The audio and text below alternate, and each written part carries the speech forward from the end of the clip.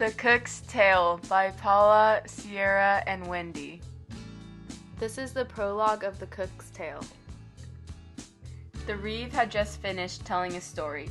The cook, named Roger, rejoiced in the Reeve's tale and was motivated to tell his own. He promised to tell a lively tale. I want to win! The host then reminds him that he needs to share a good story in return for all the bad food he has cooked for the other travelers. Agreeing, the cook chuckled and happily began to tell his tale. Let's begin! The main character in The Cook's Tale is a man named Perkin Reveler. Perkin is an apprentice at a food shop in London.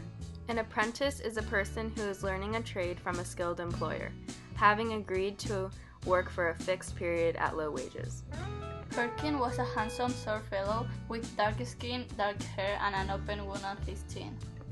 Perkin was a very cheerful fellow who loved drinking, singing, and especially dancing and gambling. He was so fond of gambling and dancing that he would spend lots of his time out doing it, so much that his boss fired him. You are so fired. After Perkin was fired, he had nowhere to go. He finally decides to move in with his friend, so he brings all of his belongings and settles into his friend's house. The friend also lived a fun life, and he enjoyed the same things as Perkin. The friend's wife also spent her lifetime making profit through immoral activities. Geoffrey Chaucer never finished writing The Cook's Tale. Here is the alternate ending which we have written.